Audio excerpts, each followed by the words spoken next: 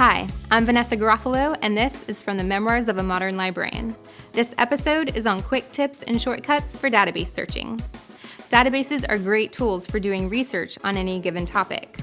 They are equipped with numerous features that aid the user in finding useful and reliable information. Some database platforms include EBSCO, ProQuest, SpringerLink, and more. But here's the problem.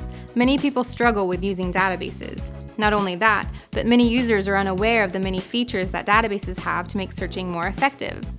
As we live in a Google generation, people tend to be used to the single search box of search engines. Though search engines are a one-stop shop for websites, blogs, wikis, and more, they're not the ideal place for doing scholarly research. Search engines retrieve results using algorithms that combine the popularity and relevance of a link, among other things. On the other hand, databases retrieve relevant results based on specific keywords or subject terms used. Results can also be narrowed based on number of limiters such as publication year, subject, and format. Databases contain journals, newspapers, and other sources, many of which have undergone peer review. Many times, a person sees the default basic search page of a research database, and it reminds them of the single search box they see when using search engines. And the catch is, they're not the same. So here are a few tips and shortcuts for using databases. Tip number 1. Try using the advanced search within a database. This gives you more than one box and allows you to search several relevant keywords at once. Tip number 2. Use the Boolean operators and or not to combine your keywords in a single search. Okay, so now I'm sure you're asking yourselves, what are Boolean operators? Boolean operators are used to connect your keywords together and allow you to broaden or narrow your search, and allows you to search two or more terms together. For example, social media and blogs.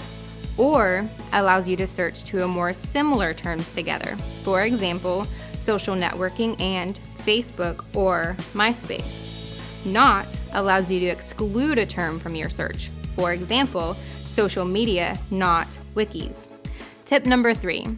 If you know you're looking for the entire article, check the box next to the full text limiter. This will give you the results that include PDF or HTML full text of the resource.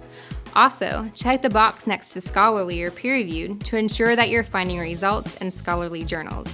Tip number 4. Be careful about doing a search that is too broad or too narrow. If you were to search the keyword social media and ProQuest Central, you would see that the database found over 4 million results. Obviously, that's too many to sift through. But you may also notice that not all of them are about social media. So here's another tip. Tip number 5. Use quotation marks around a compound term.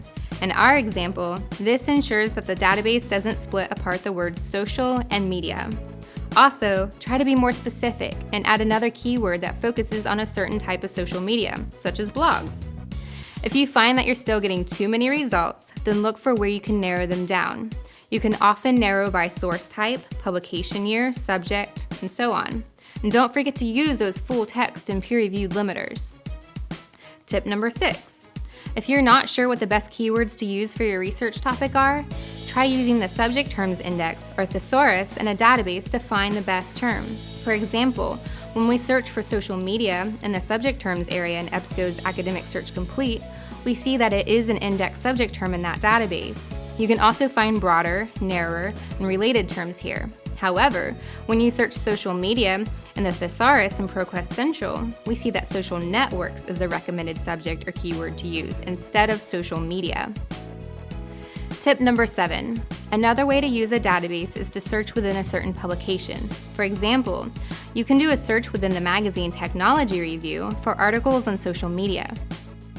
Once you find an article you want in a database, you can save, print, or export it. But a great shortcut that will help you in the long run is the Cite feature. The Cite feature that many databases have allows you to first select the citation style you want, then it will create the citation that you would use on your references or works cited page in a paper. This is a huge time saver. So there are a few tips and shortcuts to help make your database searches a little easier and more effective.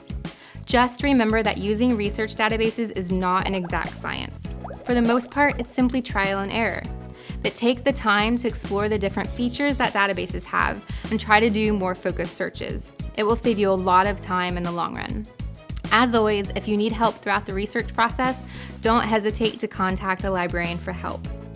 Thank you for watching this installment of From the Memoirs of a Modern Librarian. Be sure to check out our other videos for your information needs.